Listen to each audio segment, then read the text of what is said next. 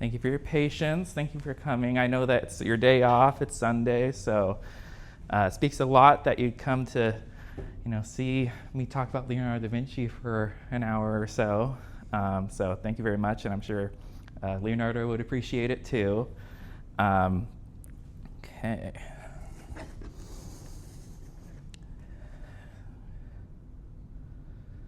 Okay, so we begin with a letter that Leonardo wrote to Duke Ludovico Sforza in 1482. The translations vary, but this seemed to be the combination that was the easiest to follow. My most illustrious lord, I shall endeavor to explain myself to your excellency, showing your lordship my secrets. I have designs for extremely light and strong bridges, suitable to be most easily carried, and with them may pursue the enemy and flee at any time. I have methods for destroying every stronghold or every other fortress, even if we're built on rock. I will make safe and unassailable covered vehicles, which entering among the enemy with their artillery can withstand any attack. I also have types of cannon, most convenient and easily portable, with which to hurl small stones, almost like a hailstorm, and the smoke from the cannon will instill great fear in the enemy on account of the grave damage and confusion. Should bombardment operations fail, I would contrive catapults, mangonels, trebuchets, and other admirably efficient machines not of the common type. In times of peace, I believe I could give as complete satisfaction as any other in the field of architecture and in the conducting of water from one place to another. He has several other points in this letter and only mentions near the end, almost as a by the way, I could sculpt in bronze, marble, and clay. Likewise, in painting, I can do everything possible as well as any other man, whoever they may be. He closes the letter with, if any of the above-mentioned things seem impossible or impractical to anyone, I am most readily disposed to demonstrate them in your park or in whatever place you may please, to whom I may please your excellency, to whom I commend myself with all possible humility. So, how do we conceptualize a person like this? That's one of the first questions that comes to our mind. He's someone who doesn't fit into the common buckets that we use today. His mind doesn't delineate between things in the way that we do now, and that's one of the keys to how he thought. Before we go any further, I thought it'd be appropriate to show you this. This is a thumbprint of Leonardo found near one of his anatomical drawings in his notebooks. I'm starting with this because it seemed to be the most succinct way to remind us before we venture further that he was indeed a real human being. Leonardo da Vinci is one of the most extraordinary people to ever walk the face of the earth. Despite being the subject of countless books and documentaries, Leonardo ultimately remains a somewhat enigmatic figure. He's someone who filled thousands of pages in his notebooks, yet wrote surprisingly little about himself. He's arguably the most revered painter in history, yet there are only around 20 paintings which could be solidly attributed to him. He's someone who designed brilliant machines of war, yet detested violence. He's someone who's made numerous scientific breakthroughs in multiple fields, yet never published any of his findings. He's someone who didn't seem to hold strong political loyalty. He'd just as soon work for a noble family in Florence as he would for a vicious warlord striving to take control over the neighboring region. The juxtapositions of Leonardo reveal a person of fascinating complexity, even before examining and appreciating his work. Before we go any further, what did he look like? There are many depictions of Leonardo, but the only one which is essentially unanimously agreed upon as being reliable is his portrait by his assistant, Francesco Melzi. He is depicted here in his late 50s or early 60s. Leonardo was supposedly very handsome and approachable, which comes through in this portrait. Despite his highly individual nature, he was very sociable and well-liked by nearly everyone who met him.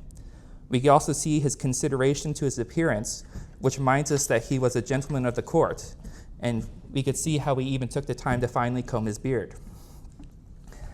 So as the investigation of Leonardo has evolved over time, the understanding of him changes also. For a surprisingly long time, he was essentially remembered as a particularly clever painter who just so happened to have other interests. Even Vasari, one of his earliest biographers, in his famous book about artists of the Renaissance, talks about Leonardo as someone of remarkable brilliance, but views his achievements primarily through the lens of his artistic output. After Leonardo's notebooks finally started to be properly examined in the 1800s, and more so in the 1900s, the world began to finally understand the remarkable scope of Leonardo's genius. However, this was a gradual process and arguably continues to this very day. The notebooks were originally examined and translated primarily by art historians who were able to appreciate the astonishing variety and acuity of Leonardo's drawings, but were not fully equipped to understand his scientific and engineering exploration. Over time, his notebooks have been examined by experts in the various fields that Leonardo pursued. This has resulted in many discoveries within the notebooks that had previously been overlooked. This presentation is called Leonardo, the Unfinished Works. To those of you who are familiar with Leonardo, you might have found the title of my presentation a little amusing because it could be said that he left a vast majority of his work unfinished. Even with the seeming constraint of discussing his unfinished works, I'll be forced to condense and omit many things entirely. Given this, please save any questions or comments until afterwards. Leonardo has gained a sense of mystique as someone who not only created immortal masterpieces of art, but also as an unparalleled polymath who was ahead of his time in multiple fields, in some cases centuries ahead of his time. Even by the standards of the Renaissance man, he appears as such an anomaly that one wonders if a person like him can ever be born again, and this was a common question among those of his time as well. Leonardo is simultaneously immediately appealing and at the same time difficult to conceptualize. How do we understand a person like this? Leonardo is someone who challenges the specificity of the distinctions we're compelled to make today. He was not an artist who just so happened to have an interest in science, nor is he a scientist who just so happened to have an interest in art. He was a whole which surpassed the sum of its parts. Contrary to the idea of compartmentalization, one of the unique things is how Leonardo's mind worked and how it seems like the whole of his interests was present in his every endeavor. Sir Kenneth Clark called him the most curious-minded person in all of history, and I'm compelled to believe he's right. However, his level of fame, as well as the obscuring mists of time, has done him a disservice. Leonardo has become an icon. He's become placed on a pedestal. He's been made to be fabled or symbolic, and as a result, he is rarely seen eye to eye. This is our challenge, to connect with Leonardo the human being to whatever extent we can. He's not a figure in history who we're simply meant to be impressed by. To merely idolize him would be to reduce the dimensionality of how we might experience and understand him. Such idolization and idealization would both be a disservice to him and ourselves, because Leonardo the human being is a joy for us to know. Before we dive in, I'll set the stage very briefly and kind of go over his early life. But before we go any further, I want to start us off with a question to have in the back of our minds. What was Leonardo ultimately after? This is a simple question, but it's also a complicated one that I'll come back to at the end of the presentation. So, Leonardo was born in Vinci, 1452. Vinci is a small town that is west of Florence. He spent much of his childhood in the nature surrounding his home. He was born illegitimate, which meant he could not go to university or pursue his father's profession of being a notary. However, he had a remarkable talent for drawing, and because he was illegitimate, he wasn't discouraged from pursuing drawing, unlike Michelangelo, who came from a noble family, and his father actively discouraged him from pursuing art. So he was encouraged to pursue this as a possible career early on. His father takes him to Verrocchio in Florence, who ran an artist workshop. Verrocchio himself was a very good painter, but he was arguably a much better sculptor than he was a painter. While he was there, he learned the essential crafts of the Renaissance artists, except for fresco, which is a big deal. I'll maybe talk about that later. While he's at Verrocchio's studio, he takes part in a major engineering operation to move that orb on top of the Florence Cathedral, or place that orb rather. The sphere, weighing about 4,000 pounds and being 8 feet in diameter, had to be skillfully lifted and placed atop the apex of the dome. Leonardo would have found this project fascinating, though his role in the project is unclear. However, this is generally regarded as playing a role in his lifelong passion for engineering. And this was an incredibly visible project because, for those of you familiar with Florence, the cathedral is sort of like its crowning glory and its symbol. It's the largest dome that's been built since antiquity. So it was a long time, like this was a big point of pride for them. So while Leonardo was at Verrocchio's workshop, he's believed to have modeled for his sculpture of David, and if so, this would be Leonardo's earliest known visual representation. He was said to be very good looking, very likable, very gentle-natured, and possessing a fine singing voice. His skill as a painter quickly surpassed everyone in the studio, including Verrocchio himself. Eventually, Leonardo was accepted as an independent master, but he stayed in the studio because he enjoyed sort of the stimulation of it. He liked interacting with other students, and it was also a lot of like jumping around to different sorts of tasks. So it was something that kept him engaged.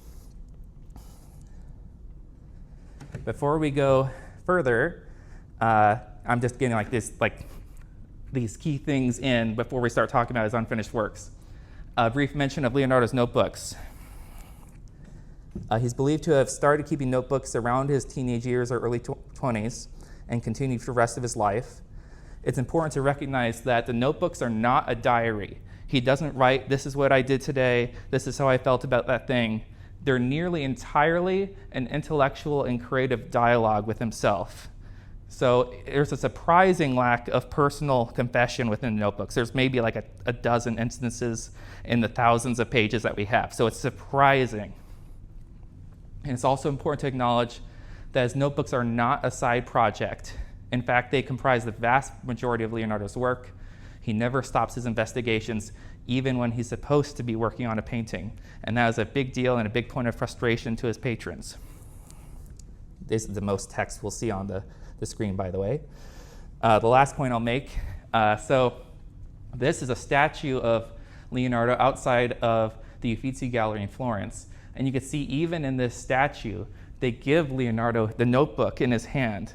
So his notebooks were present with him all the time. He had notebooks of different sizes. He had ones with larger sheets that he would keep at home. And he also had pocket-sized ones that are about the size of your hand.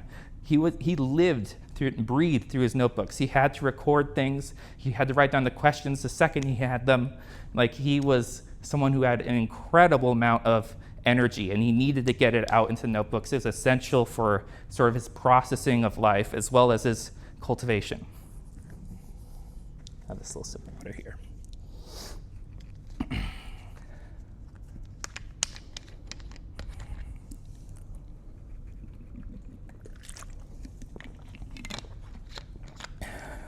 So Leonardo received multiple commissions once he became an independent artist for portraits and different works, but given that we're focusing on the unfinished works, this is the first one we're going to talk about.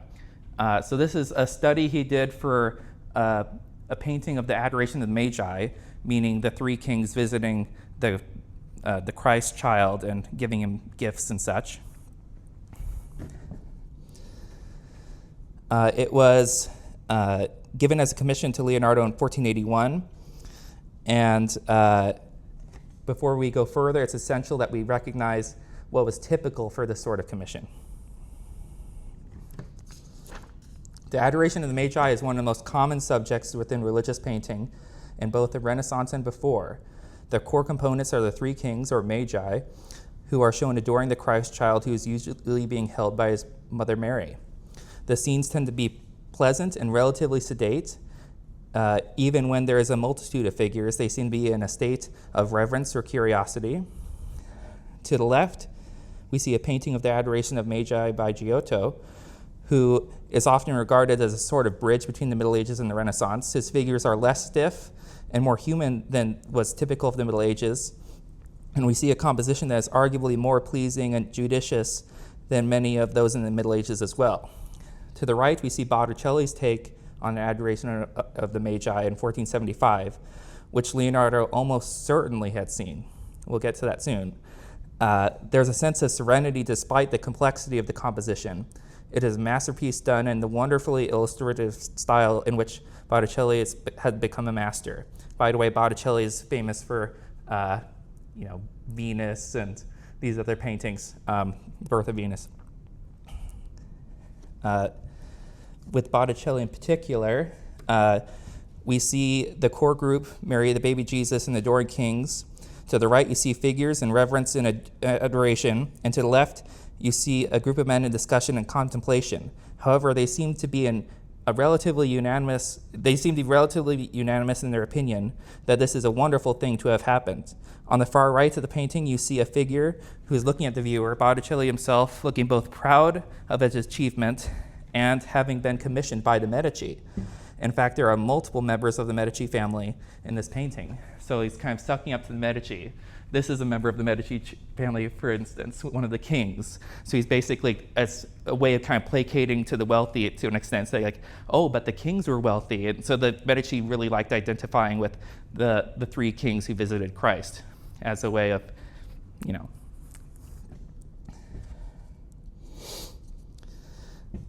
When Leonardo receives a commission to portray the same subject, we see the influence of Botticelli, though what Leonardo does is far more radical.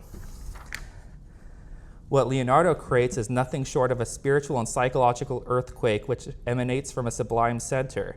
The varying responses of the pivotal event creates a composition filled with drama and motion, and the swirling and crashing of waves of a storming sea.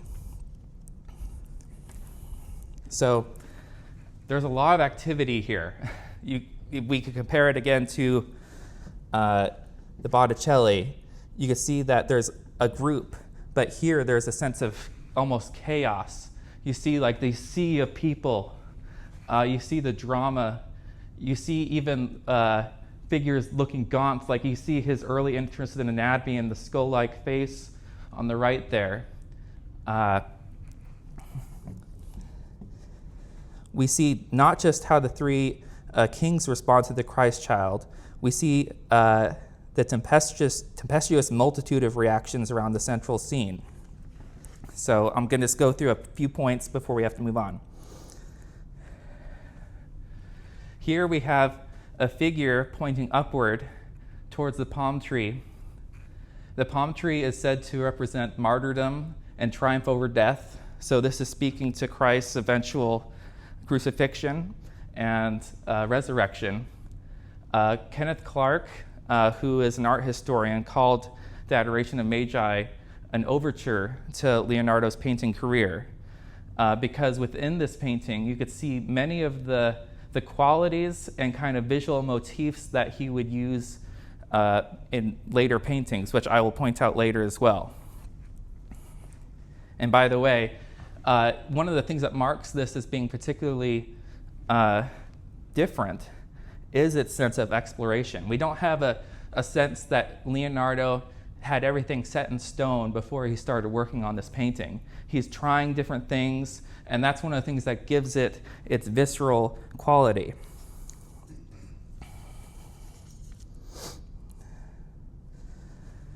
One of the characteristics we could see immediately, and influences by Botticelli, is this figure on the right. So with Botticelli, this is a self-portrait which leads us to believe that this is a self-portrait within the Adoration of the Magi of Leonardo at some time in his 30s, although it's obviously not completely defined yet. Whereas Botticelli is looking at the viewer, like being proud of his achievement and being proud of his commission. We see that Leonardo is looking outside of the painting. There's a sense of otherness and a sense of separation from the multitude that are gathered to, pay their respects to Christ or investigate that.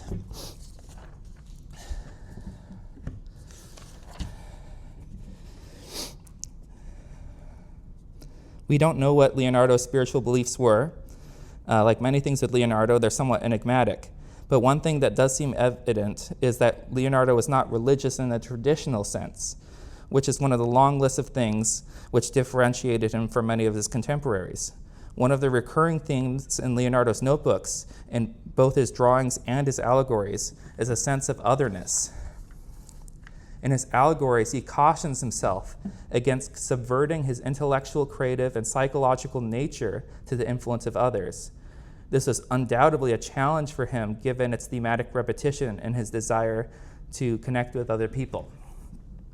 So there's this angst that's present. Something else that's interesting, if you look at the composition, which I'll remind us of again, is how it's essentially bookended by these two figures here. The old man looking at the center and the young man looking away. What this seems to me is it's a commentary on his own views of this subject and the consideration that his aging will change how he considers questions of mortality and such, and he's acknowledging that maybe his youth is giving him permission to kind of opt out of these considerations. He's considering that he might look upon these things differently later within this work that he made still in his 30s, which is quite remarkable. And another thing I forgot to mention, it's kind of funny, shows the experimentation of it. So that's an elephant far in the distance there, if you could see that. It shows you just how adventurous he was with trying different things.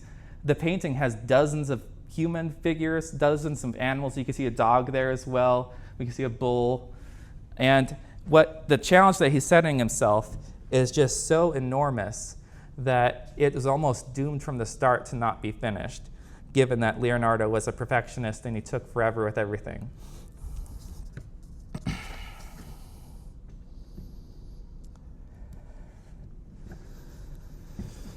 Leonardo could not bring himself to scale down the complexity of the work. His enthusiasm often compelled him to pursue impossible undertakings. However, the excitement he would show in the work's conception would often stagger when confronted by the tedium of its execution, and Leonardo would sooner leave something unfinished than in any way compromise his vision. One of the works I discuss today, the Adoration of the Magi, is perhaps the most effective visual representation of one of Leonardo's most famous quotes: "To conceive of a work is noble, to execute it is servile." The work required to complete this painting would have been daunting, and he likely had a sense of satisfaction just having conceived of such a masterpiece. The monks who commissioned the Adoration of the Magi were understandably upset. Leaving the painting incomplete contributed to Leonardo's reputation as someone who had trouble getting things done. He seems to have completely abandoned the work on the Adoration of the Magi when he hears of an opportunity in Milan for Duke Ludovico Sforza, which I opened with his letter.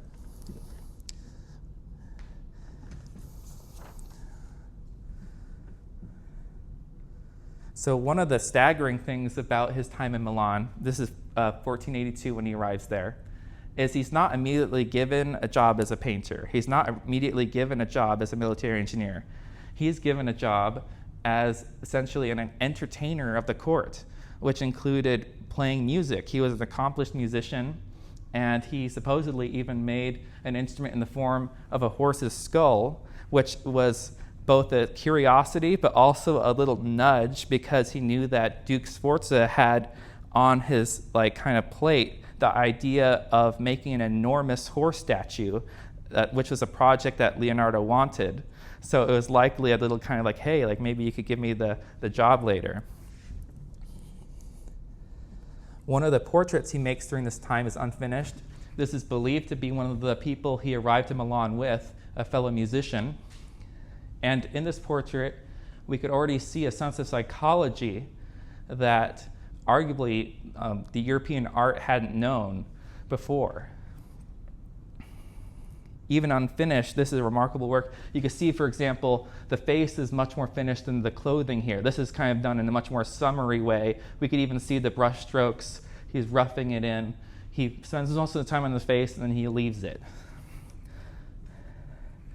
The detailing is absolutely extraordinary.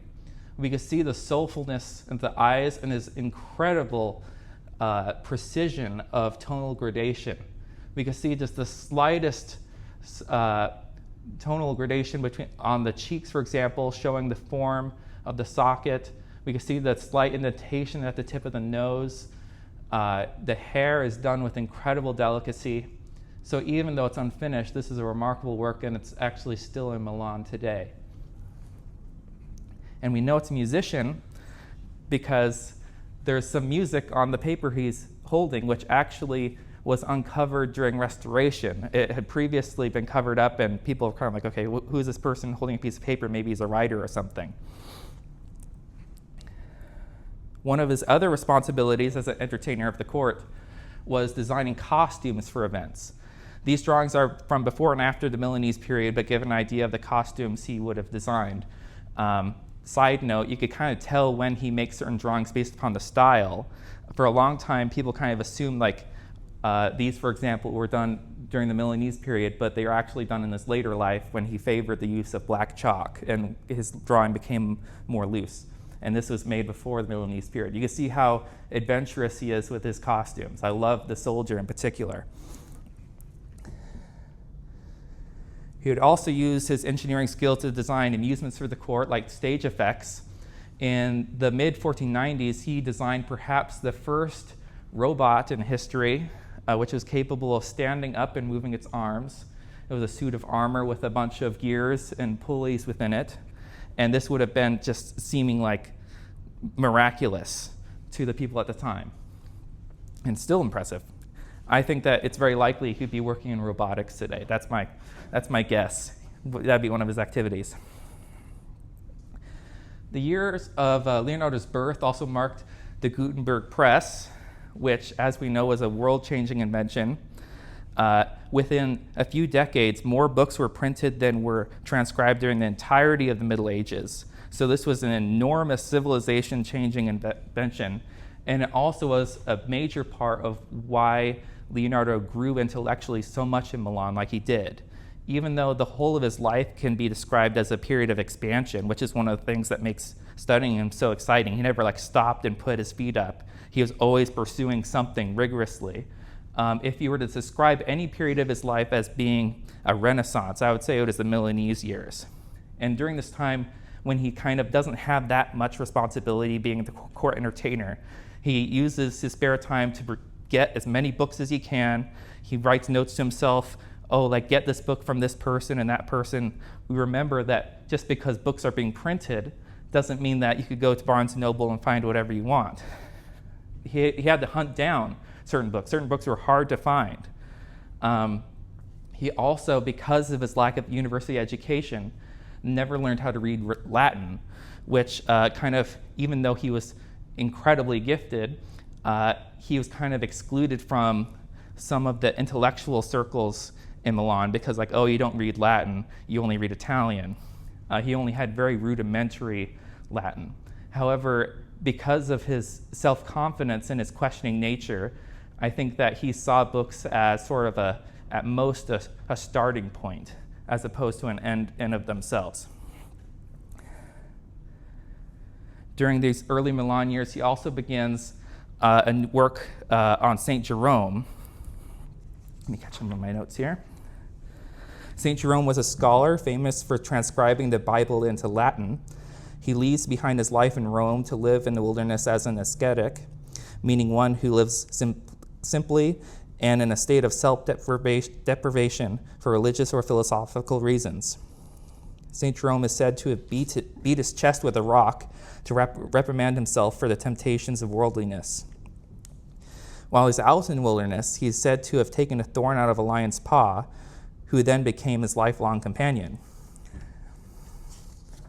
So I wanted to show these examples here to show you kind of similar what we did with the Adoration of the Magi, what was typical for this conveying the subject before. I love this mastiff-like lion here, which is rather funny. And you could also see the trappings of kind of the imposition of the modern day church. Like they made St. Jerome a cardinal here. You could tell by his hat left on the ground.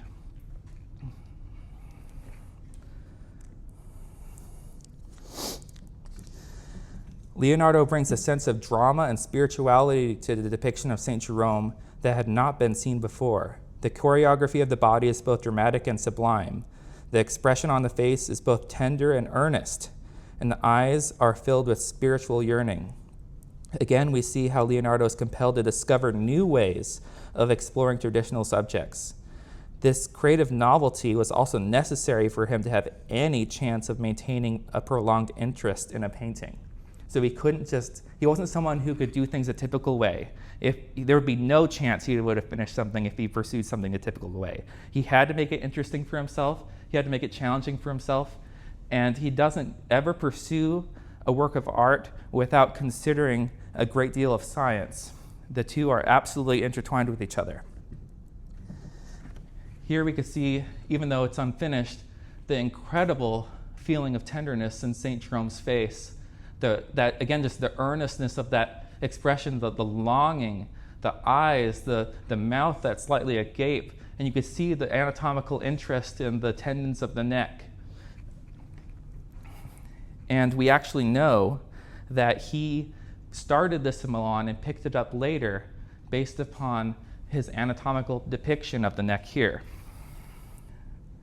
So this is a preparatory drawing for Judas for his famous mural of the Last Supper. We could see here, and I have it written down here, the sternocleidomastoid muscle is correct in the St. Jerome as being one long muscle, whereas in the Judas, it's split into some confusing two muscles here. So even though this is an incredible drawing, it's anatomically incorrect. And that's how we know that Leonardo picked it up again around 1510 or during the 1510s. And there's a really interesting talk about this subject by Martin Clayton, who is the head of drawings at Windsor Castle. He is an expert in Leonardo's anatomical studies in particular. And so if you find yourself curious, I recommend checking that out. And this is kind of a good segue into Leonardo's interest in anatomy. We're not going to be able to go through all of his subjects today. That's just not possible, but I thought anatomy was one that we want to talk about.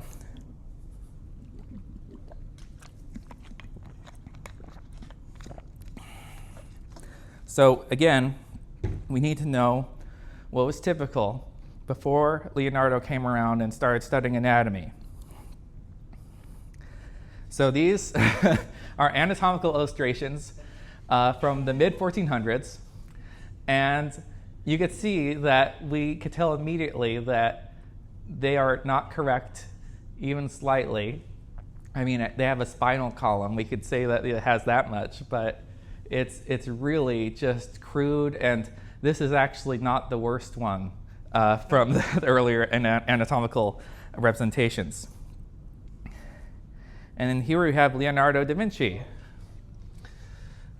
He begins his in-depth anatomical studies in Milan in the late 1480s, and you could see just the incredible observation of detail, and you see that the art that these drawings represent. They're not strictly information, like conveying information, although they certainly do. They have like an artistic power at the same time. He makes them beautiful.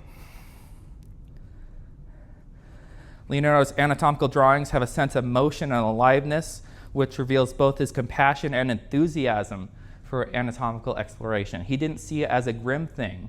I think sometimes people look at it as anatomical drawings and they think of it as being maybe ghoulish or grim, but he was actually very excited because this was new information, this was new territory. He was very curious. And we also know that he had a lot of compassion. He even gives this figure a facial expression. Like they're very human to him, and he even writes in one of his notebooks, like, consider the biological mechanisms necessary to make a human life, and consider how terrible it is to murder someone. Like it's a part of his compassion.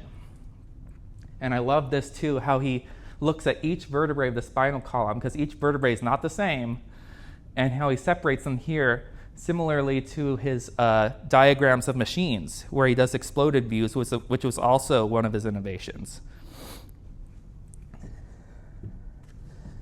He also, for a time, looks for something called the sensus communis, which is an Aristotelian concept, which is said to be the seat of the soul, where all the sensory inputs of the body converge. This is obviously incorrect. We know that the sensus communis is not real. That's not how it all works. But you can see his exploration. This skull study, for example, he's triangulating in on that point where all of the sensory inputs come together theoretically. And that's part of why he calls the eyes the windows of the soul, because they're the closest to the sensus communis. And you can see over here, despite this stuff he's doing in the cranium, which I have no idea what he's doing there, it's all kind of philosophical more than anything else, he has all the cranial nerves that control the different muscles of the face. So you could see the level of detail, and his skill as someone doing dissections was incredible. Jumping ahead, one of his great wonders in life is he actually made a glass model of the aortic valve and pumped grass seeds through it, and determined that the blood doesn't flow in a straight line. It's using a vortex within this area, which plays a role in the valve's closure and opening. And this would only be confirmed later by MRI techniques, or rather medical imaging techniques. We have to remember, this is someone 500 years ago. There was no utility for this information. This has nothing to do with conveying the human form in art, because there's other artists who, like for Michelangelo, for instance, we know that he performed a few dissections, but he was interested in it strictly from an artistic standpoint. He was interested in looking at the musculature and asking questions, okay, like, where is this muscle related to this muscle, so he could sculpt and paint more effectively. Leonardo goes so far beyond that he goes into the realm of things that are strictly impractical during the time. There's no use for this information. There's no cardiac surgery for a very, very long time, and that's like one of the most cool things ever. He wanted to know because he wanted to know. Anyway, back to Sforza. So after about 5 years, Sforza starts giving him more responsibilities. He thinks, okay, maybe he could do more than create costumes and play music. Maybe we should give him some other things to do. So he is made an official military architect and engineer. We can see here his version of a machine gun at the top. One of the big constraints in warfare at the time was the reloading time. It took a long time to reload. As we know, even during the Revolutionary War in the United States, it takes a long time to reload, and you have to be very judicious with how you do things. And how Leonardo solves this is he has multiple sets of cannons that could flip over, so that way you could fire here and reload these, and you could flip it over, and these ones cool, and it allowed you to fire much more rapidly than traditional cannons could. And you can see here his techniques for repelling scaling ladders against a wall, because you have a wall, like one of the big threats is people getting up the wall and killing people on top. And you can see the mechanism here, he actually is able to push scaling ladders off of the wall. And it's unclear the amount of these things that was actually built in Leonardo's time, but one thing that is very clear that I think is indicative is how high in demand he was as a military engineer during his lifetime. He was also starting to be given projects such as painting, I'm not going to talk about this one because it's obviously finished, but I wanted to mention it because this is relevant. This is Cecilia Gallerani, who is one of Ludovico Sforza's mistresses, and this is like the definition of a masterpiece. Like, it's so incredible and is also indicative of, there's this essayist named Walter Pater who described Leonardo and his artwork as having a peculiar strangeness, being exquisite and strange at the same time. And I feel like The Lady with Ermine is a perfect representation of that concept.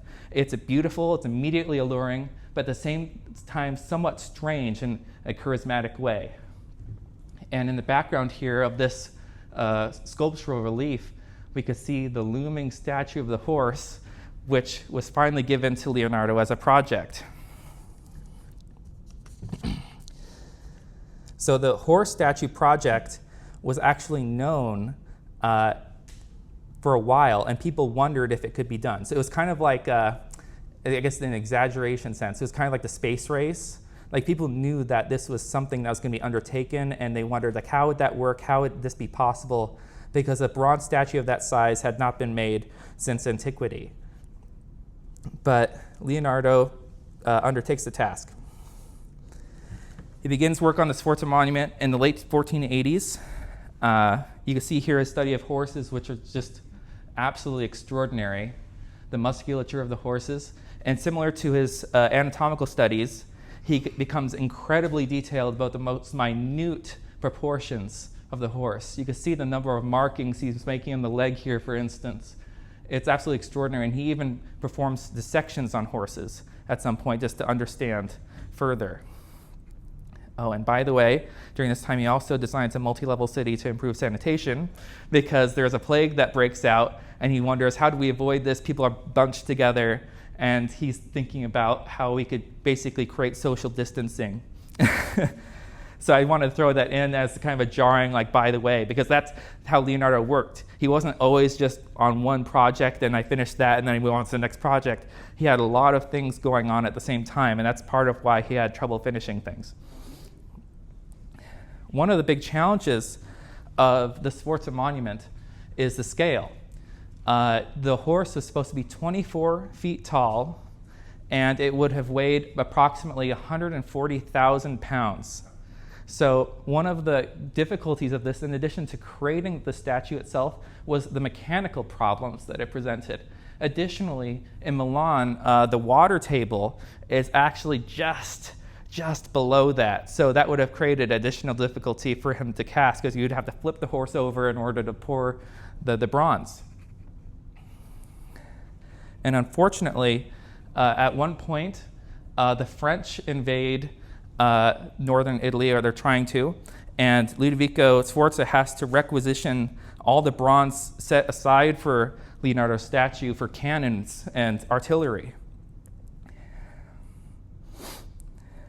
which kind of puts the whole project in limbo.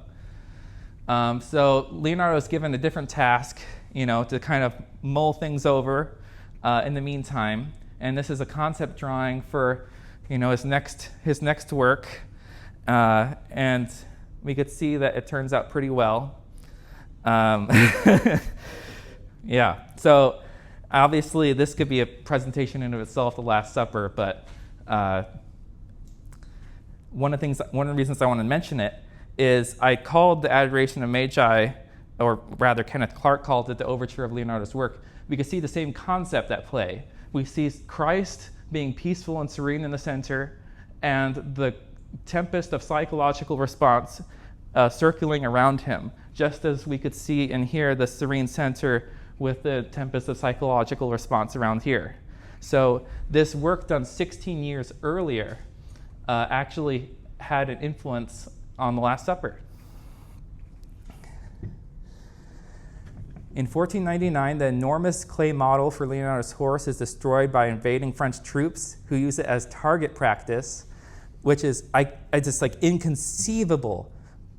Like, how barbaric do you have to be to see? Imagine this was handmade by Leonardo da Vinci, who took unprecedented the pains to get the details exactly right, and then some guy says, "Oh, look, let's fire an arrow at that thing or shoot a cannon at that thing." In his notebook, Leonardo simply writes, "Of the horse I will say nothing, for I know what the times are like," but that's like the definition of an understatement. He's like, okay, I have to move on to the next thing, but he was undoubtedly devastated because this would have been something that would have cemented his immortality, and this is also something that he put a great amount of labor into.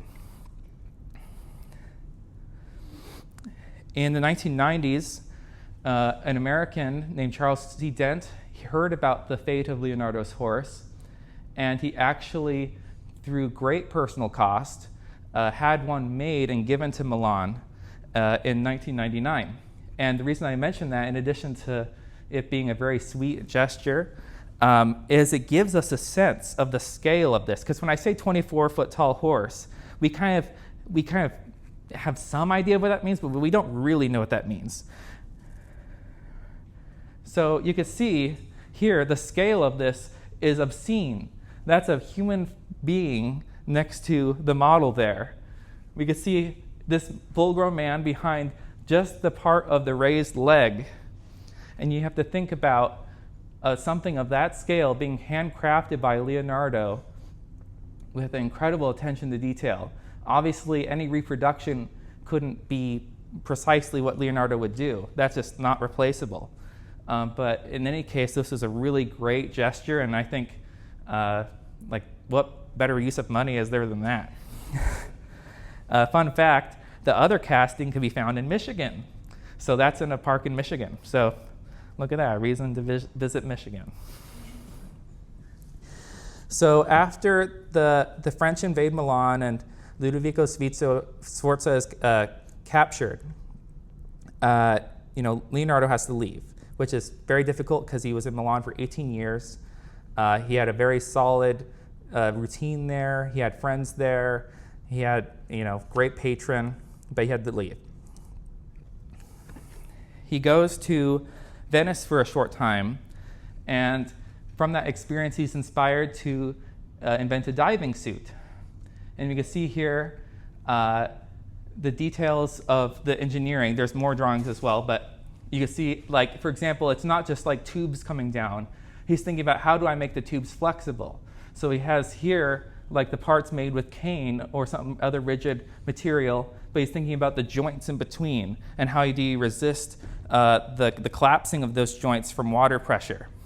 And I think one of the things that happens with Leonardo is because he is such an unusual figure, people kind of try to second guess certain things. They're like, well, surely someone thought of putting a snorkel through the mouth before. It's like, okay, yeah, that's true, but let's look at kind of what was being done before. So this is an inventor named Taccola, who was before Leonardo, who Leonardo actually knew about, for what it's worth. But you could see there's a completely different level of consideration for the mechanical realities of making this work. And supposedly, this was actually built according to this design and was able to function. And it includes an inflatable sack here, or there's also alternatively in this design on the sides for raising and lowering in the water.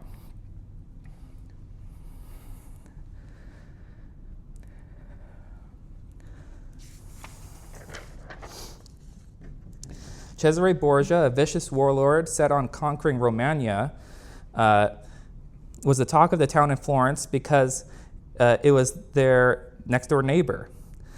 Florentines were worried that Borgia, if he was successful in his current endeavors, would come for Florence next. And what does Leonardo do? He rides out to Romagna to meet him. Having lost the patronage of Sforza, he is wanting to find a new court position. One asks the question, he already begun a new commission for a painting in Florence at the time. Why did he seek new employment? Something that is necessary to understand about Leonardo is his willfulness. He didn't want to make a living from his paintings. He didn't want to feel forced to deliver a work of art in a timely manner to satisfy a patron. He wanted the freedom to pursue his intellectual curiosity, his research, his inventions, and his experiments without feeling like he has to get a painting done really quickly. He'd much rather have a stipend, which allowed him the freedom to pursue his research and inventions and experiments, and allowed him to paint at his own pace when he wanted to paint.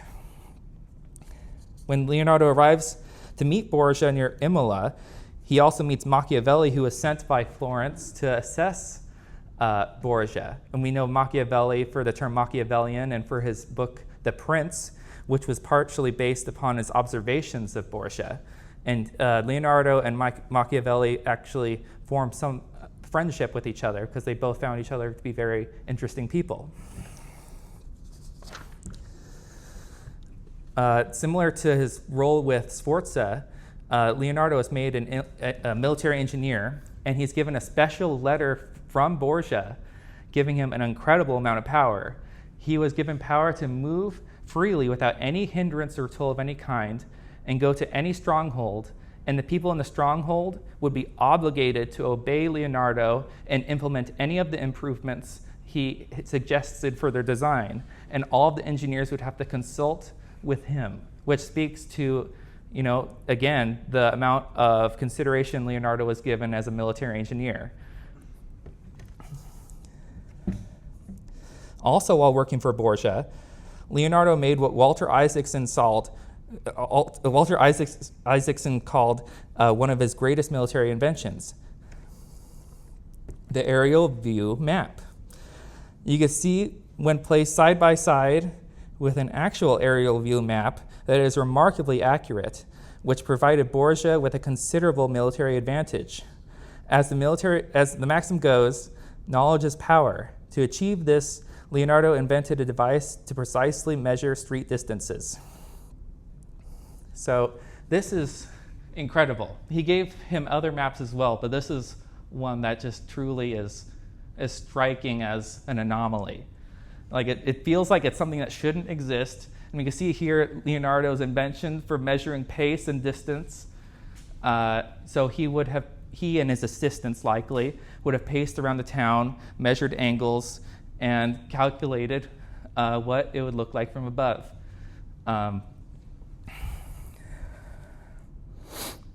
Eventually, Leonardo seems to become offended by Borgia's brutality.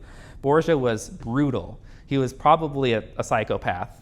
He had no moral scruples of any kind, and there's even an instance in which he supposedly feigned diplomacy and just killed everyone who came. So he had no morality or even just common decency of any kind.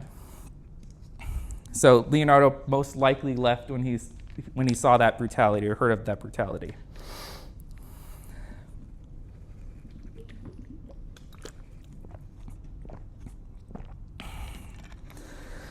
So Leonardo goes back to Florence. He's commissioned to paint a battle scene in the Palazzo Vecchio, which is a town hall. And this is the Hall of the 500. It's a magnificent room. I've been there before.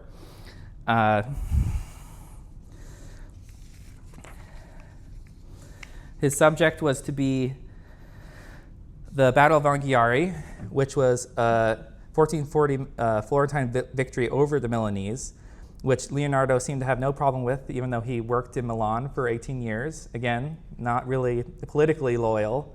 You can see his early concept drawings here. They make him start immediately or very, very quickly because they know he has a reputation for not finishing things. And so he works for a time, and eventually they get the idea of hey, there's another wall here. What if we have another great artist paint on this wall, and we could see which one we like more?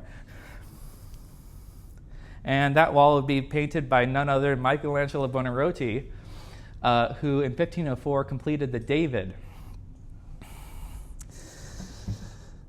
Michelangelo had recently completed the Pietà in Rome and the enormous statue of David in Florence, which is 17 feet tall, and sculpted from a previously worked block of marble that many people consider to be ruined. We remember Leonardo's experience with the destruction of his horse statue, which was very likely a sore spot. Here was a younger artist, over 20 years younger, Michelangelo, who managed to complete a colossal sculpture, which was undeniably a masterpiece. To make matters worse, Leonardo and Michelangelo hated each other.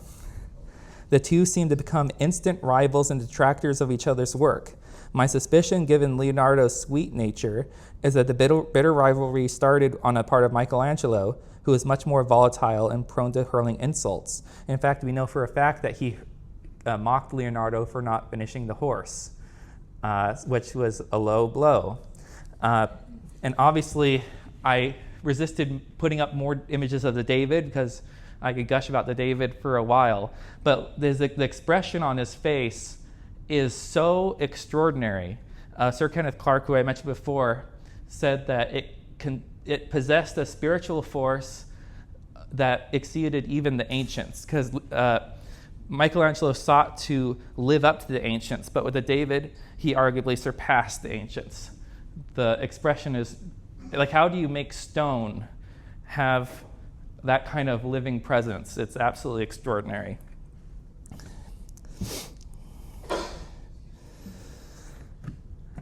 Oh, one last thing about the David. The David, despite Leonardo's efforts to sideline it, Leonardo was on an arts council. And when the David was completed, it was originally intended to be placed on top of a building, which is part of why it has the proportions it does, with the head being much larger than it might otherwise be. It's meant to be seen from below. But when it's finished, it's so obviously magnificent that the city council is like, we can't put this on top of a building. Like, we need to put this in a place that's more prominent. And Leonardo suggests kind of sidelining it and putting it somewhere like behind a wall, to protect it, which we know it's like, okay, you're not trying to protect it. But the city council decides to put it in front of the Palazzo Vecchio. It's not there today. There's a replica there today. This is housed in the Accademia very safely, thankfully. But this also meant that when Michelangelo went to work on the Battle of Anghiari painting, he had to walk past the David. So that probably was very unpleasant for him.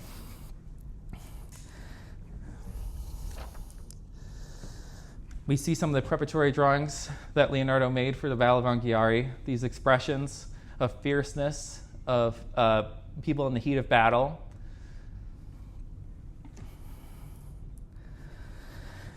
We also see, again, like his previous study of horses under Sforza, he was remarkable with horses.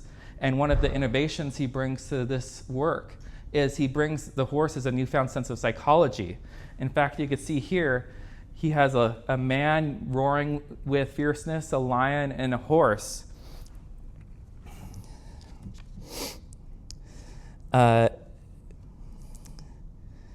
We see he's not only experimenting with the choreography of the horse's body, but also the psychological dimension.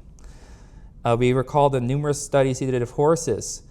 Thus, when he depicts the horse's face in these highly expressive ways, he manages to make them appear strangely plausible because of how the fundamental musculature is being moved to create these heightened expressions. Again, we're reminded that Leonardo, despite his singular attention to detail and commitment to conveying scientific nuances of reality, always had a freedom of imagination and a drive for creative invention.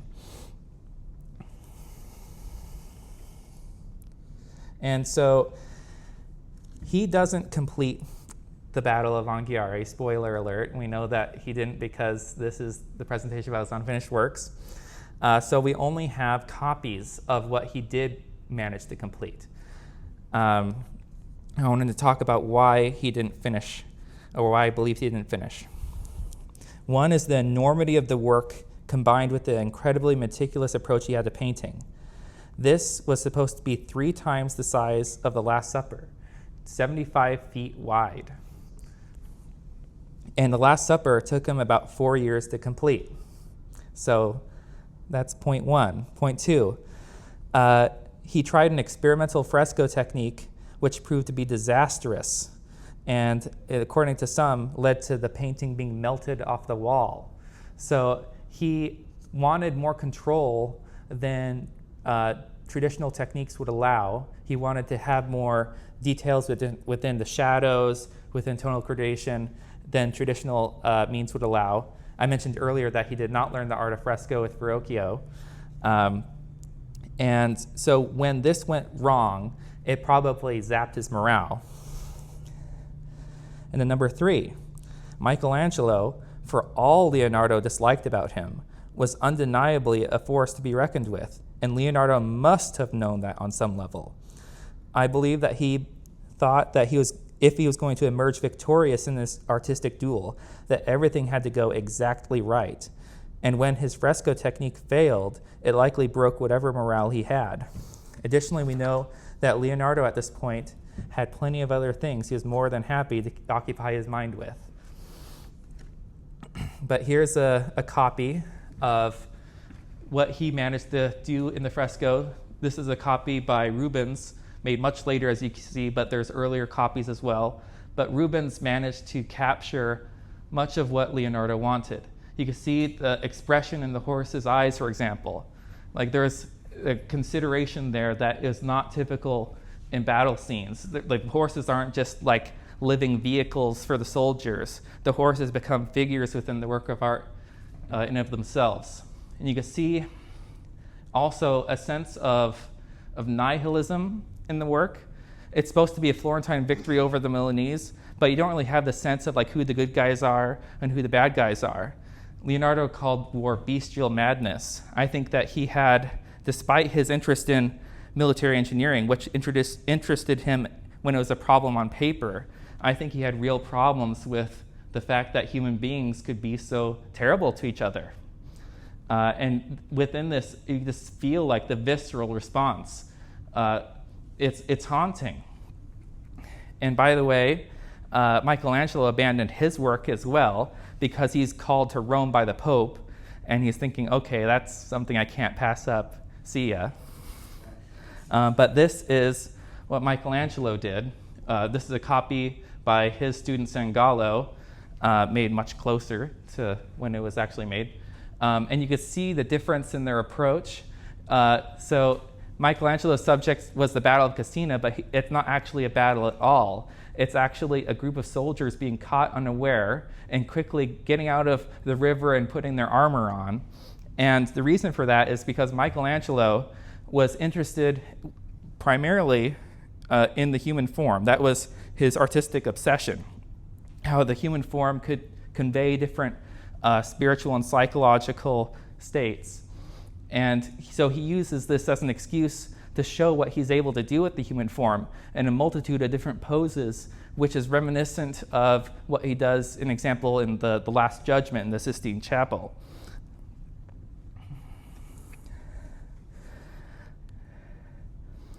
The artist that eventually paints over Leonardo is Giorgio Vasari, who's considered to be the first art historian. He wrote a book called The Lives of the Great Artists, which featured Leonardo and Michelangelo and such.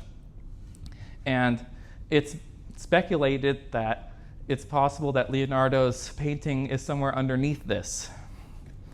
And one of the reasons that it's speculated is, one, we know that Vasari had a great deal of reverence for Leonardo. He knew absolutely that Leonardo was extraordinary. And then one of the details in the work is this flag, which says Circa Trova, which means he who seeks finds. So he's maybe giving a little hint like, hey, there's something behind this painting. And there's even an air gap behind the painting, which suggests that there might be something there, but we don't have the technology to find it without destroying Vasari's work. So, as I mentioned, Leonardo abandons the work and he begins his years of wandering. So, in 1505, around that time, he starts his famous Codex on the Flight of Birds, in which he very acutely observes the flying patterns and characteristics of birds with such detail that it's truly astonishing. You wonder, like, did he have a secret slow motion camera? He had such incredible presence and power of observation that he was able to see things that people shouldn't be able to see. But he trained his eyes as basically a scientific instrument throughout his life, which played out both in his investigations and, of course, in his paintings. So he's pursuing flight.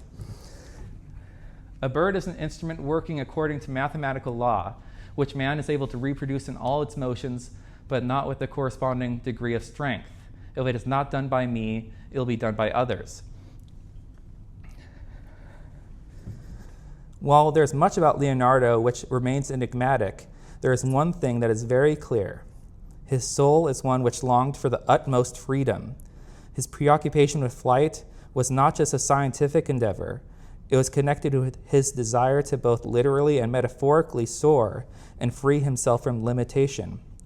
According to his biographer Vasari, Leonardo would buy caged birds being sold at the market in order to set them free. I'd argue that this action is not only due to his compassion, but was also, whether consciously or unconsciously, a symbolic act of internal and psychological evocation. So he's thinking about flight as, how do you solve this mathematically? How do you solve this mechanically? And he's thinking about reproducing the movements of a bird, which of course we don't do today. They didn't have combustion engines or anything similar to that during Leonardo's time. So he's considering, how do you replicate different movements? What are some different designs that would allow you to theoretically reproduce that, as well as designs that are strictly theoretical. His famous helicopter, for instance, was something that he nearly certainly knew was not going to work. People turning the crank inside of that is not going to lift them. But the point is that he's experimenting with theoreticals. And originally his designs are centered around ornithopters, or flying machines which involve the flapping of wings. But eventually he kind of settles on more fixed wings designs in his later life.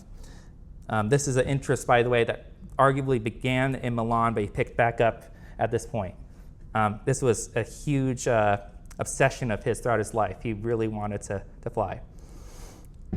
So one of his designs is for a parachute, which looks hilarious, but he actually considers how would this work. You can see Tacola again. Sorry to pick on Tacola. This is not done with really much engineering consideration at all. Next to this, Leonardo, in his drawing, talks about how the cloth must be treated, the dimensions that are necessary for the parachute, and surprisingly, when it was built, it actually works. So it was able to safely, keep someone from dying jumping out of a plane. So that's pretty remarkable. Leonardo's interest in water and hydrodynamics influenced his understanding of aerodynamics as well. Because you think about, there's no wind tunnels. There's no complex computer imagery for aerodynamics at the time. But he looks at water and he speculates how you could create lift. And one of the interesting discoveries that was made actually not terribly long ago is this little detail in this drawing here. Modern planes still use something called an airfoil design, where it's not just a straight wing, but it's actually a curve. It's like a teardrop shape. And it was believed to be something that came much later, but it turned out that Leonardo talked about having cloth wrap around the front of the wing here to create that aerodynamic shape for flight, which is quite extraordinary. And this only came about when flight engineers looked at his drawings and noticed that little detail, which highlights again the necessity of having his notebooks looked at by experts in the fields that Leonardo explored, instead of just people who appreciated the art. In 1513, Leonardo arrives in Rome, and it's an amazing time because all three Renaissance giants are in one place. It's probably the highest density of artistic talent in one singular location in all of human history, because you have Michelangelo, Raphael, and Leonardo. Leonardo supposedly got along quite well with Raphael. He didn't get along with Michelangelo, as we previously discussed. And he and Raphael would discuss painting techniques, and Raphael is much more refined and kind of charismatic a person than Michelangelo was. And Leonardo didn't go to Rome to paint something. He went to Rome because he wanted a stipend.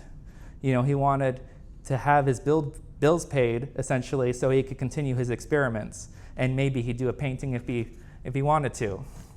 But while he's there, Raphael, or actually not while he's there, but he and Raphael met previously. I should have mentioned that. In Raphael's School of Athens, Leonardo actually makes an appearance.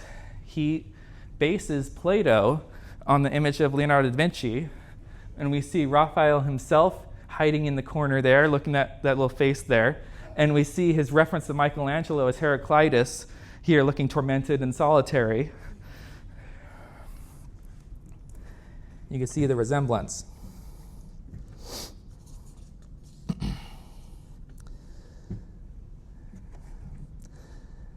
In 1516, King Francis of France invites Leonardo to Amboise, and he gives him just an amazing offer, an enormous salary. He could live in this beautiful house. He would have a maid who could clean for him and cook all of his meals. And one of the reasons for that was Alexander the Great is said to have had Aristotle, who influenced his thinking and developed him as a thinker. And King Francis wanted the same, and he saw in Leonardo an Aristotle-like person who could expand his thinking. And so Leonardo departs with his few paintings, two of which were commissions that he would never deliver to his clients.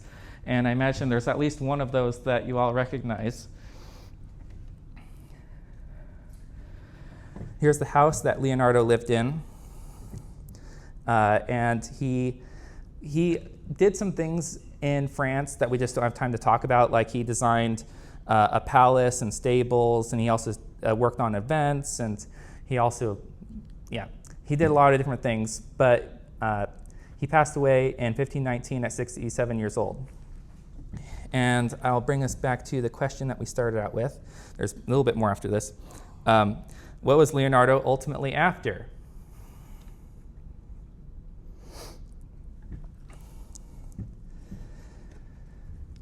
So after he passed away, his assistant Francesco Melzi wrote a letter to Leonardo's half-brother, expressing his grief at the loss of Leonardo. And I think it's an important quote. And it's one that is sometimes highlighted for the last part of it, and they don't remember the early part of it. He says, I believe that you have already been informed that the death of Meister Leonardo, your brother, and to me the best of fathers. It is impossible for me to express the grief that this loss has caused me. He showed me the most devoted affection every day of his life. Everyone has left him mourn the loss of such a man, for it is not in the power of nature to create another. And I think that part at the end, of course, is iconic and kind of indicative of what was thought at the time, like people wondering, can someone like Leonardo happen again? But the part before that is essential. It indicates that he was someone who was both deeply loved by others and likewise loved others deeply. He had incredibly devoted friends, not simply because he was so remarkable and talented, but because they liked Leonardo as a person. He was sweet, he was enthusiastic, and he supposedly had a really good sense of humor. And then kind of bringing us close to the end here. Obviously, we don't have time to talk about all the notebooks because that could be like a whole series of different, hello there, a whole series of different lectures. But I'll kind of summarize it. I cannot overemphasize how impressive Leonardo's notebooks are, and we're given so little time. So let's begin with a bold statement. The combined scope of the intellectual and creative exploration contained within Leonardo's notebooks is arguably unsurpassed by any other individual person within human history. This becomes all the more impressive when one considers that by most estimates, we have significantly less than half of the total number of pages that he wrote. The other pages are either lost or destroyed.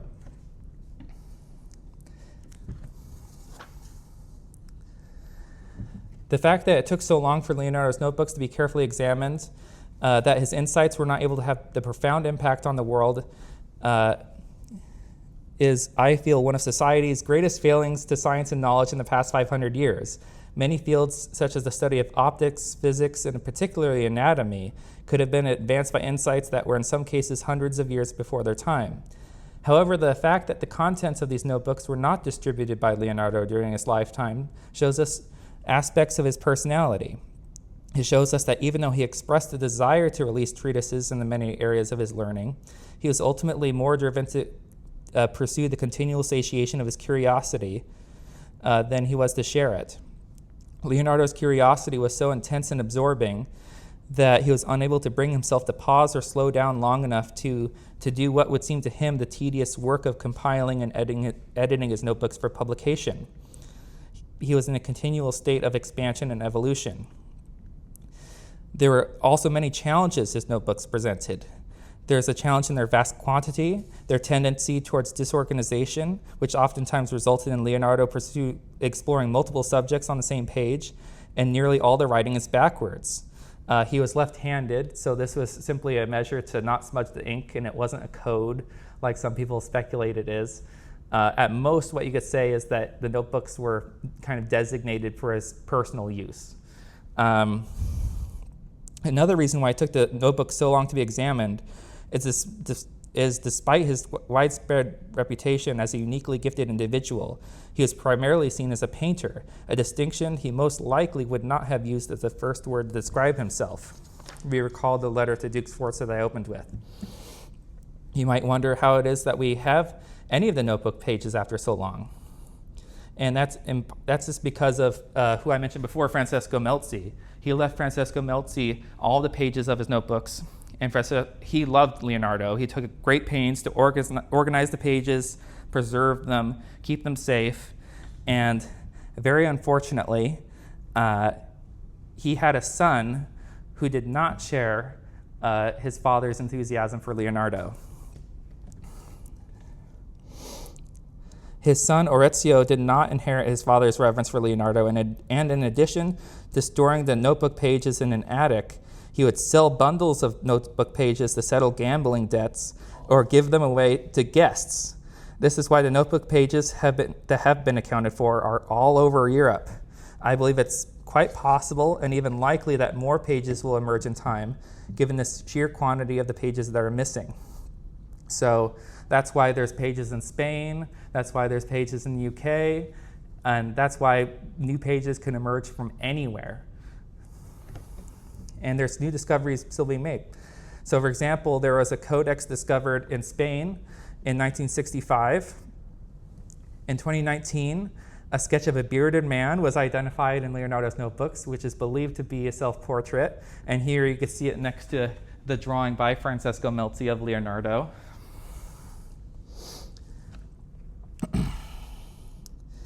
It's easy to fall into thinking about Leonardo's overall narrative and forget that he lived day by day. This massive material within his notebooks was accumulated sheets at a time. He was someone with an extraordinary amount of curiosity and energy. His notebooks reveal a person with a mind which never stopped. And again, like we're reminded that he probably asked more questions than anyone that ever lived. His notebooks are filled with questions, ranging from things that are profound to mundane. Like he had an interest in his friend's pet birds, and he wrote questions like, ask my friend's wife about this and that's about their pet birds. It's like he just wanted to know. The intensity of his curiosity is just so beautiful, and I think that's one of the things that gives Leonardo a certain innocence despite his incredible sophistication. In 2019, it was the 500-year anniversary of Leonardo's death, and there was exhibitions all around the world. Homage is being paid to him. This is his tomb, and you can see the president of France, for example, paying his respects. And here's also an exhibition of his drawings that went out.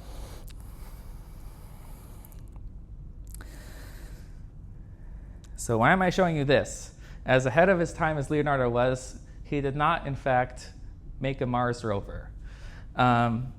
This is the Mars rover Curiosity, which was put out in 2012.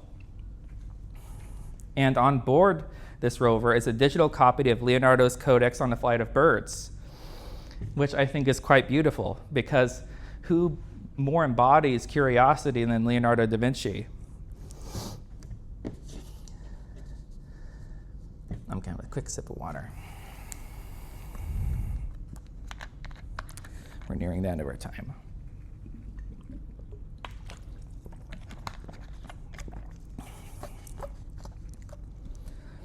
As time goes on, Leonardo's stature has only continued to grow. The more we learn about this remarkable person, the more we're awed both by his incredible power of observation and the unparalleled depth of his curiosity.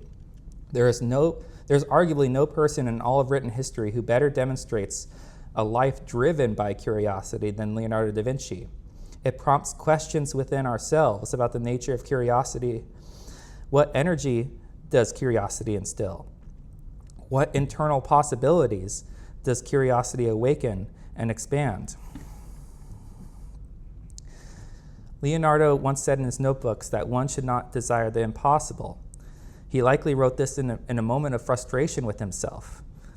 However, it is the very fact that he desired the impossible that history loves him. Leonardo is immortal not just as someone who created some of the greatest works of art.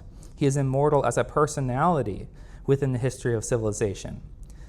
He has come to represent that fundamental human quality of desiring the impossible, of overcoming obstacles, to exceed limitations, and to surpass oneself. Within himself, his curiosity and sense of possibility gave him wings far greater than any technology could conjure. There is something in Leonardo's nature that compels us to smile, because within each of us, there's a spark of curiosity, and Leonardo is perhaps the foremost representative of its potential power. Through our companionship with Leonardo, we're invited to honor our own curiosity and find joy in our own questions. He's someone we feel like we could have a felt connection with. We don't only find him to be brilliant or inspirational, we find him to be endearing. We find joy in his curiosity and in his unbridled sense of possibility. To become interested in Leonardo is to gain a lifelong companion because he's someone we never tire of knowing. However, Leonardo is also a person who remains somewhat enigmatic to us, someone who we'd give nearly anything to understand just a bit more. And there's the prospect of future discoveries, such as notebook pages or the Battle of Anghiari, that kind of keeps us engaged. One of the endearing things about Leonardo is that he never stopped asking questions. He never lost the wonderful sense of joy he found in his curiosity. He never stopped wanting to explore further. The truth is that no matter what a human being achieves or is able to externalize, there's always more that is within them. This is one of the most beautiful aspects of what it is to be a human being, that within each of us, there is always more that can be discovered, developed, or expressed. And Leonardo is the person who, perhaps more than any other, manifests this truth with the most profundity and joy. Thank you. Whew. Went on a little bit longer, but went okay. So if you have any questions, I could answer them now, or I also know that we're at time, so no worries if you don't have questions or need to leave.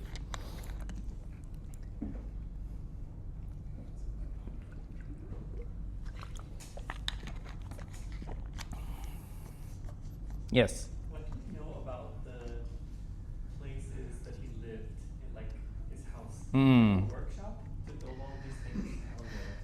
Yeah, he lived in different locations. Oftentimes, he was given a large room by the church in a given town. They would have rooms set aside for papal visits or cardinal visits, and he'd be set up there and get his tables and everything you'd need in there. He didn't really buy residences until later in life when he accumulated some funds. So he basically would, schlep around, as it were. Yeah. Yes. I've been trying to think of someone that could be comparable. Do you think there's anyone comparable to him in history?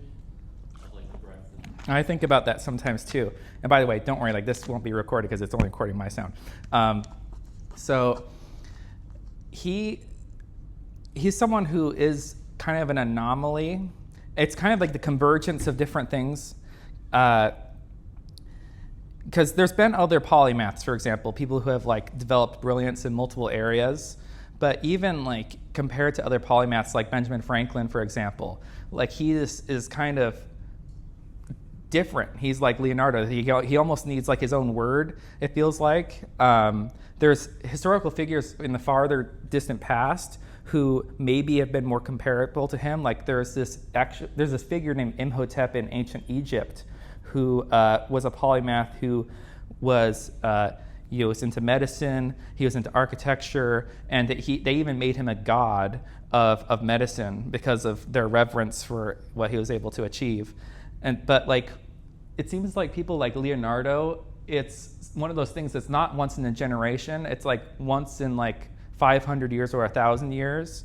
And on top of that, Leonardo was very fortunate in that he grew up at a time that was the perfect time for someone like him, because the Renaissance was this emergence from the Middle Ages, and there was this sense of possibility and expansion after the fall of Constantinople, when all these ancient texts were being rediscovered and dispersed. And so there was this aura of excitement at the time.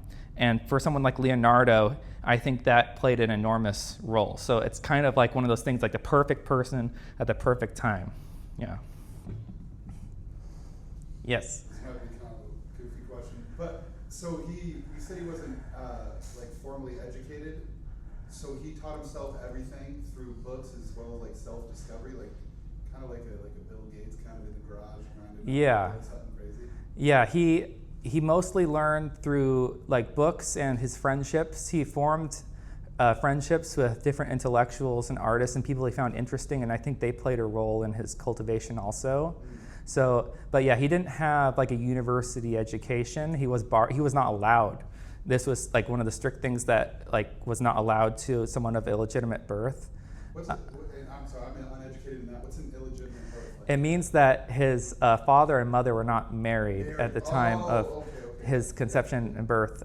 He spent the first 5 years of his life with his mother, and I believe that like it played a significant role, by the way. But yeah, he was taught through books and his sense of exploration, and he never, I think there's a couple things that mark him as being unusual and that contributed to that. Is like, one is obviously his curiosity. The intensity of it was incredible, because we all know the feeling of curiosity and like how you kind of zoom into things, but he had that for so many things. Like, imagine having that for as many things as Leonardo does. And that's part of why he kind of was an less tormented figure than Michelangelo. He had a sort of a sense of enchantment with life, because everything was interesting to him. He wanted to know more about everything, and that played an enormous role in his education.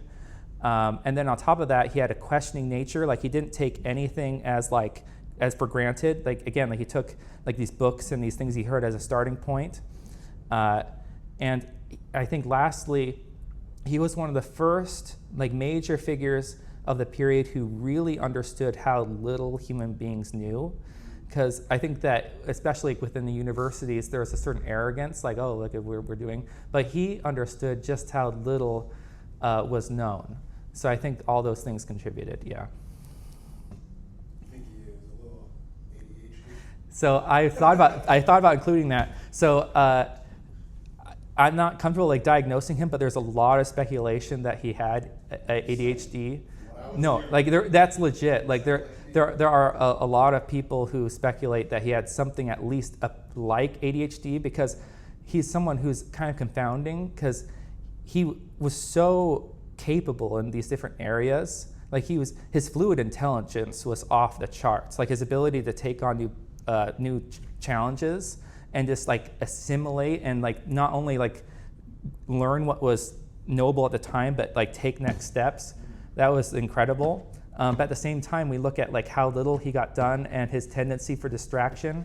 So there was probably something like ADHD. And in fact, neurologically, I think actually recently, it was discovered that curiosity and impulsivity are in similar areas of the brain. So for someone with his curiosity, it makes sense that he was maybe that much more distractible. Yeah.